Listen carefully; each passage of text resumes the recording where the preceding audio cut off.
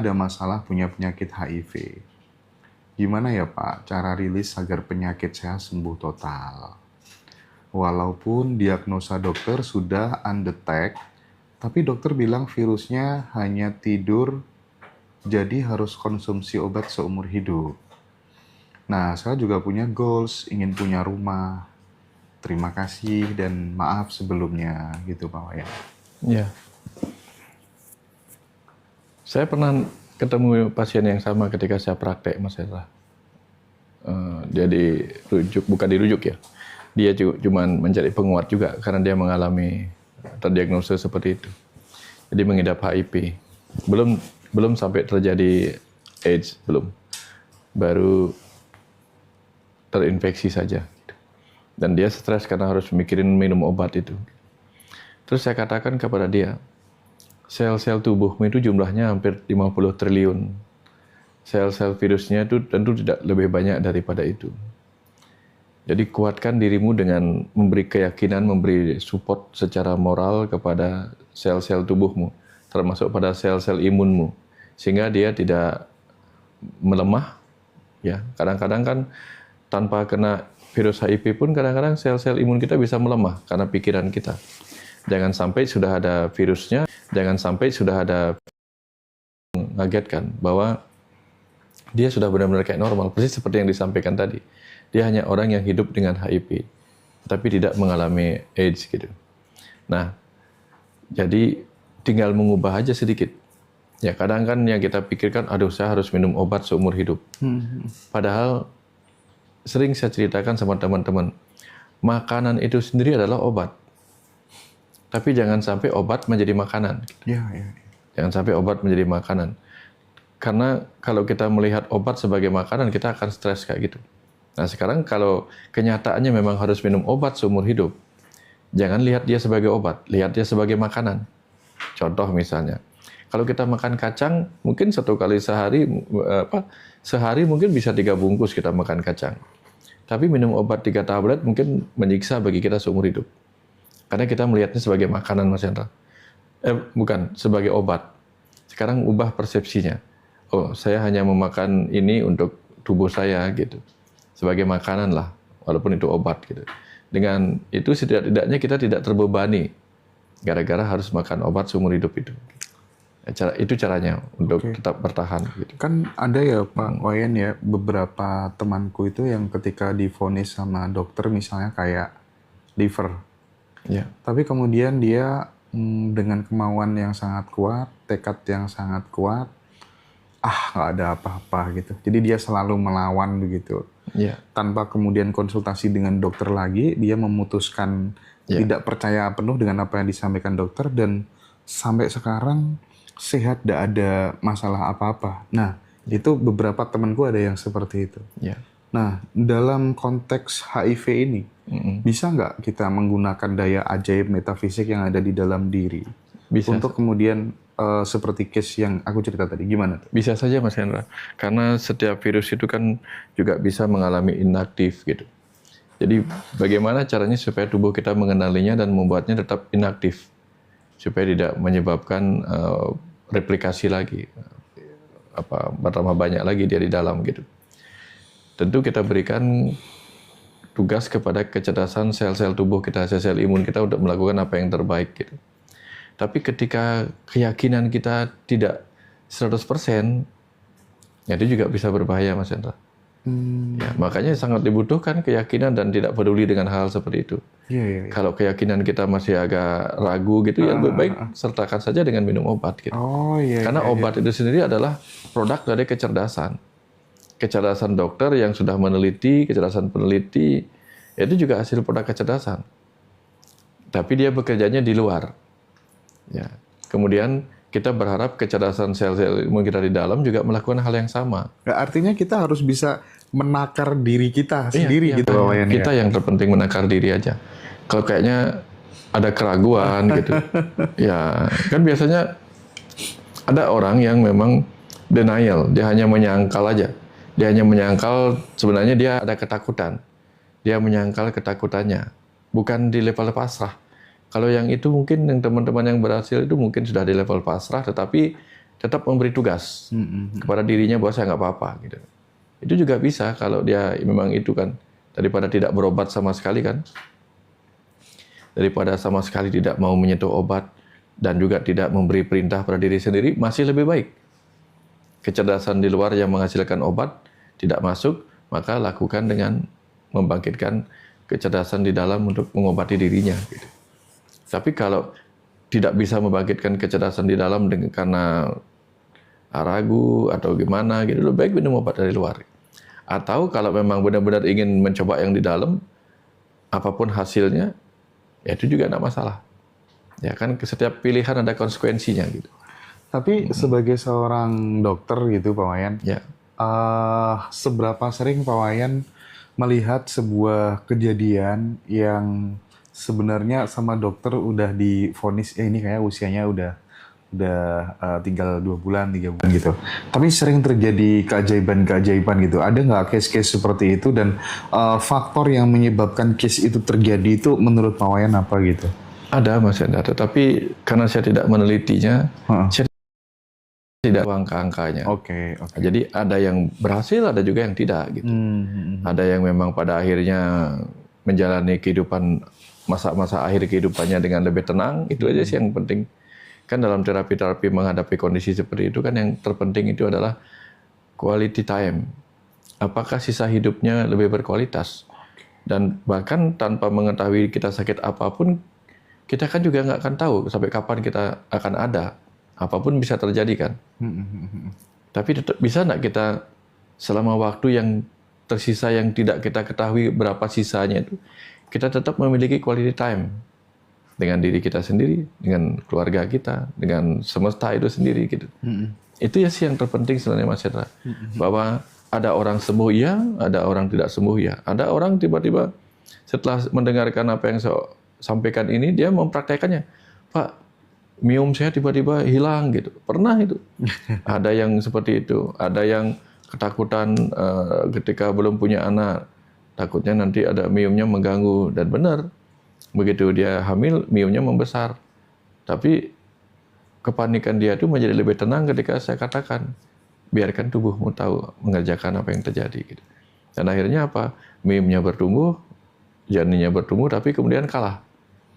Kalah dalam arti miomnya tidak terlalu seperti yang ditakutkan. Akhirnya kehamilan terjadi dan kemudian bayinya lahir sehat, normal. Semua yang dia takutkan terlewati. Yang kedua juga sama Mas Hendra. Gitu.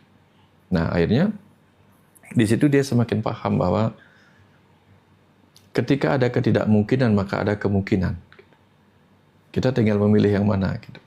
Mau percaya pada ketidakmungkinan apa percaya pada kemungkinan. Dan kalau kemungkinan itu bisa dilakukan dengan daya ajaib metafisik, itu saja cukup bisa. Atau kalau mau ditambah, supaya lebih yakin ditambah dengan bantuan dari luar, dengan obat-obatan juga bisa. Yang penting kan dari mana kita tambah yakinnya? Mengakses keyakinan itu tadi kan? Iya, mengakses keyakinan itu tadi. Ya, karena beberapa orang yang memakai obat-obatan di luar ada yang sembuh, ada yang tidak sembuh juga. Iya benar. Karena obat-obatan pun tidak ada 100% yang memberi kesembuhan. Ya, selalu ada orang-orang yang tidak sembuh. Tetapi kenapa obat-obatan menjadi penting sebagai produk kecerdasan manusia? Karena dari 100 orang yang secara bermakna, secara signifikan sembuh, misalnya 80 orang gitu misalnya, ya itu jauh lebih baik daripada 100 orang tidak memakai obat, 1 orang aja yang sembuh gitu. Ya, tapi kombinasi, saya lebih suka selalu menyampaikan penyembuhan holistik itu. Sembuhkan tubuh, pikiran dan jiwa supaya tidak saling mengganggu. Tubuhnya sembuhkan dengan materi entah obat, entah makanan, batinnya disembuhkan supaya tidak merusak proses itu. Karena sehebat-hebatnya obat, kalau yang minumnya nggak yakin, obat menjadi efek nocebo, Mas. Bukan placebo ya? Bukan placebo, nocebo. Tapi seyakin-yakin orang. Bahkan obat palsu pun bisa menimbulkan efek menyembuhkan, efek placebo.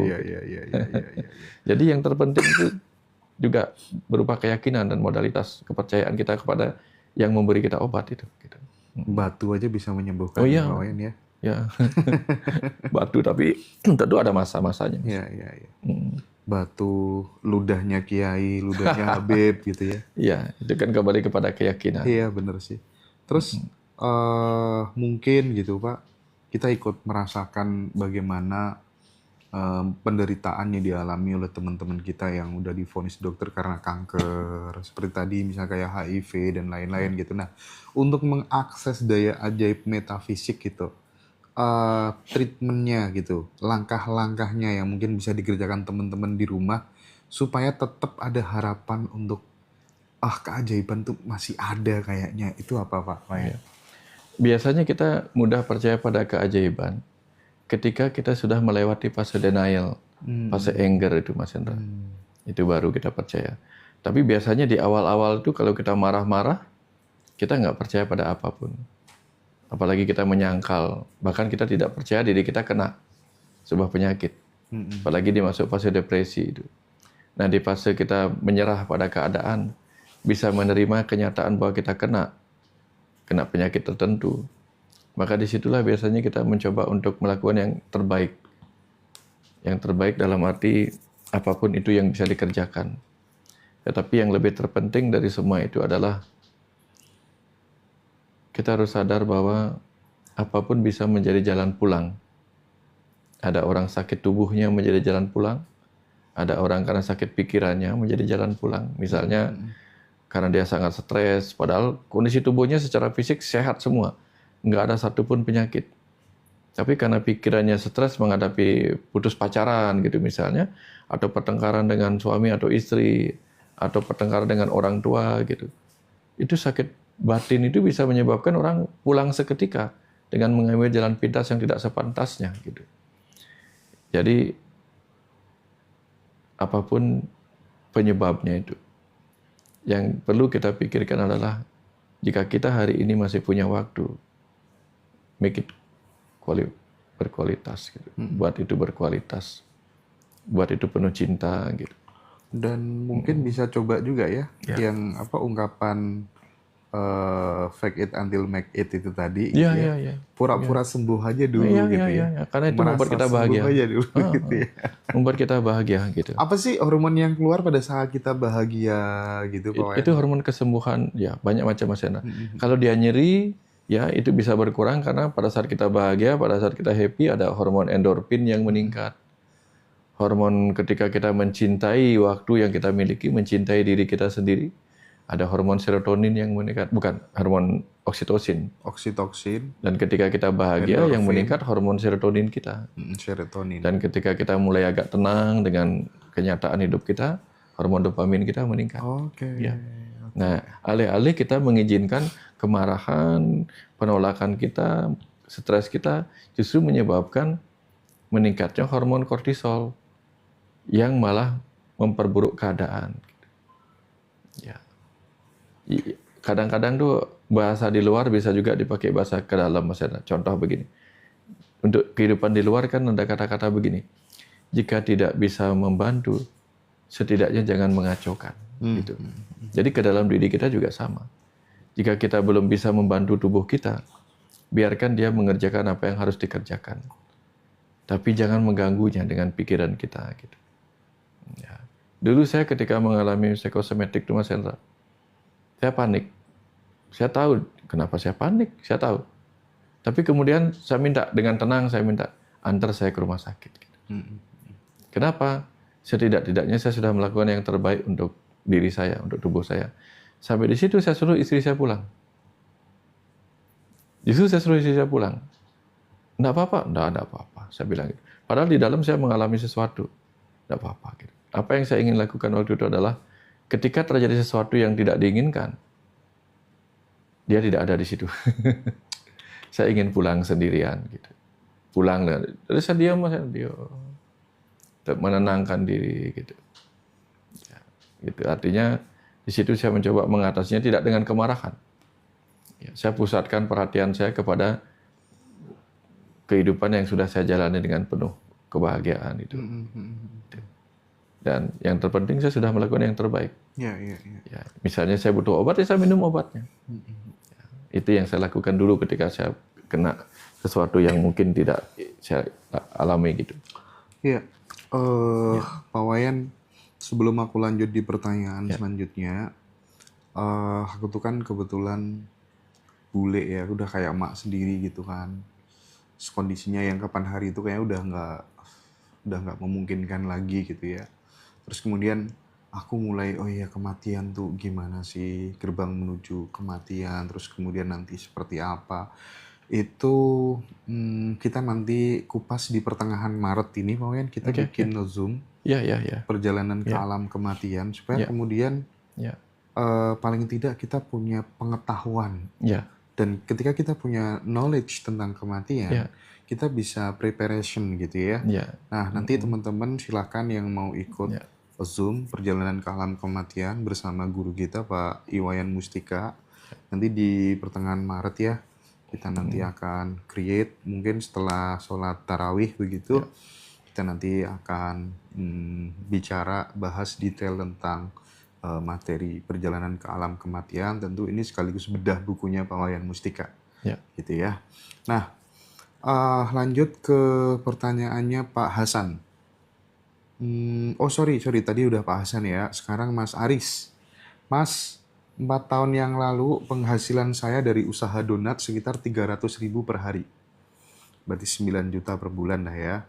Biar ada tambahan income, akhirnya saya buka usaha barbershop. Barbershop ya, usaha barber lumayan jalan, tapi donatnya mulai lesu. Akhirnya saya tutup. Barbershopnya saya menghasilkan sekitar rata-rata 600.000. Biar nambah income lagi, saya nambah usaha lagi es teler, kebab, sosis, bakso bakar. Lumayan ada pemasukan tambahan dari bisnis es dan kebab. Tapi saya hitung-hitung hasilnya kok sama saja. Karena barbershopnya agak menurun. Bulan ini saya buka warung makan juga. Ya elah, saya hitung penghasilan saya kok muter segitu aja. Intinya, saya banyak buka usaha, tapi hasilnya kok muter-muter segitu aja gitu. Nah, padahal sudah afirmasi, udah nyanyi mantra uang tiap hari. Pertanyaan saya, bagaimana cara menaikkan penghasilan saya, Kak? Nggak muluk-muluk, cuma 2 kali lipat saja. Yang penting terwujud gitu. Ya, kalau melihat di situ saya rasa sepertinya dia masih self-employed, Mas. Oke. Artinya ketika dia jualan donat, dia yang jualan. Ketika bikin barbershop, dia yang jadi tukang ininya gitu. Tidak mengelola gitu. Tidak memberdayakan orang Tidak lain. memberikan orang lain. Biasanya begitu. Karena kalau kita yang mengelola, kita kan butuh fokus, Mas Hendra. Ketika fokus kita terpecah, nanti bisa berubah nanti ininya gitu. Kan afirmasi itu kan harus diikuti dengan kegiatan yang selaras juga dengan apa yang diafirmasikan. Nah, ketika dia afirmasi A, begitu afirmasinya jalan sesuai dengan apa yang dia lakukan, tiba-tiba ke afirmasi B, kan energi terpecah. Nah, bagaimanapun juga kalau energi terpecah kan agak berat juga, Mas Hendra. Cepat habis jadinya gininya gitu. Sama aja misalnya kayak kita misalnya punya kendaraan, menumpang kendaraan atau mobil yang penumpangnya sedikit, itu kan BBM bisa lebih hemat dibandingkan kalau banyak orang atau muatannya banyak. Nah, kan energinya bisa terpecah kemana-mana gitu. Nah, kecuali dia memang apa namanya, memang direksi tanda petik pengatur, memanage orang-orang gitu, dan bukan dengan mengerjakan sendiri gitu. Nah, cobalah cari itu. Misalnya kalau tapi tampaknya ini memang latihan awal sih saya lihat. Latihan awal artinya apa? Oh, ternyata dia punya banyak talenta.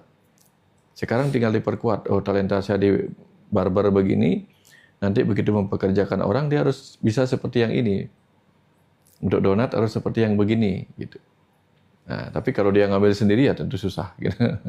Ya, karena pikiran kita tidak multitasking untuk bisa mengerjakan semua hal dalam satu waktu yang sama gitu. Ya. Ya, Kuncinya kalau mau besar harus melibatkan, memberdayakan banyak orang betul, gitu ya. betul. Supaya fokusnya tidak terbagi Ya. gitu ya.